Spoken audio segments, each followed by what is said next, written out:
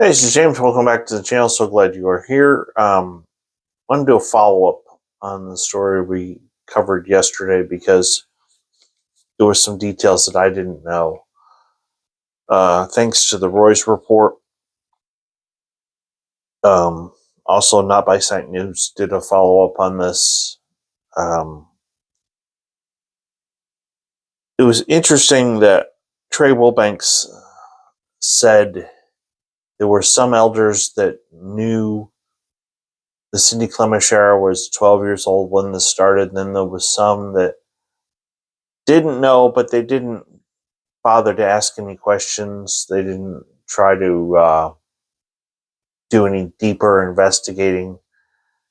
And so the four elders that were removed, and I'll put that picture up right here, were Kevin Grove, Thomas Miller, Jeremy Carusco, and Galen Lashy, if that's how you pronounce his last name. And they did say that they were getting rid of the whole apostolic elder title. They're completely getting rid of that. And none of the elders would be on staff. Now, according to the Roy's report, this is these are steps in order to be certified by the Evangelical Council of Financial Accountability. But, you know, Jeremy Kursko was an elder.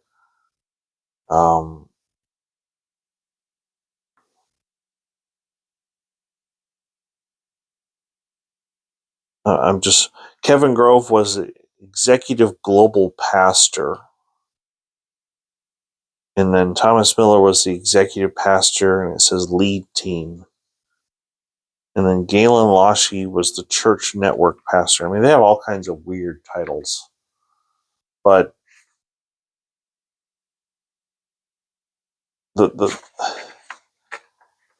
my take on this is a little bit different than Not by Sight News.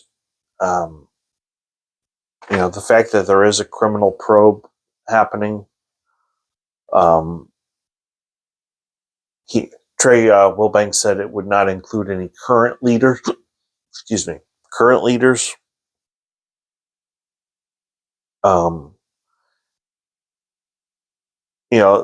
fact that they are restructuring their leadership is a good sign to me. I think it's a good sign. I think it's also another good sign that Trey Wilbanks said that Robert Morris is actually trying to sue Gateway Church, and he flat out said that they're not going to give him any more money at all, period. The fact that they're taking such a hard stance tells me that they're headed in the right direction, that they're doing the right things. Have they made mistakes in the past? Yeah, they have, a lot. But I want Gateway Church to be healthy and vibrant in proclaiming the message of Jesus Christ to the world. And the fact that they've gotten rid of elders who didn't tell the truth, the fact that that they're not going to give Robert Morris any more money, those are good signs.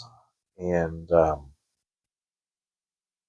what it really is going to boil down to, as we continue to monitor this situation, is who are they going to pick for this new senior pastor? Now, he did hint of there being an executive pastor, and that the senior pastor and the executive pastor would be on the board, but they would not be a voting member. So remember, if you go back, remember what Joachim Lundquist said.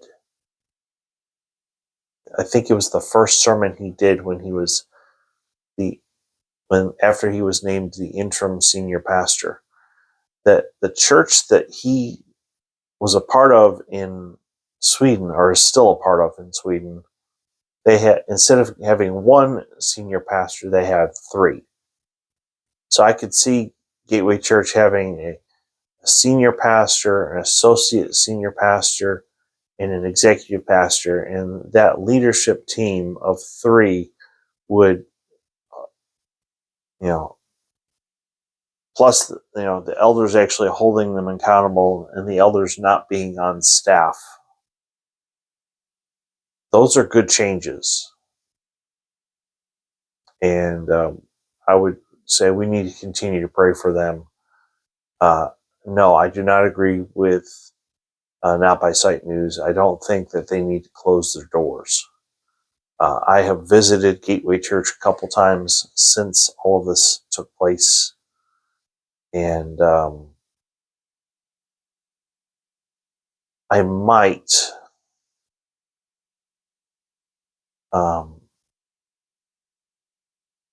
before the end of the year go visit them again. So we'll see what happens. Anyway, if you are new, please hit like and subscribe. I want to thank you for watching. Thank you for being here. You know, I want to make sure that not only Gateway Church, but that all churches are committed to making sure that people are safe when they go to church, that there are no wolves in sheep's clothing, that you're not going to, that people aren't going to get hurt when they go to church. Now, I was going to do a separate video. A couple people have been emailing me and asking me very interesting questions, political stuff. And it's like, there's a reason I'm not political on the channel, and that is, if I do, number one, if I do tell you who I voted for, half I'm going to lose half my audience. There's people on both. There's liberals, moderates, and Democrats that all are liberals, moderates, and conservatives that all watch this channel.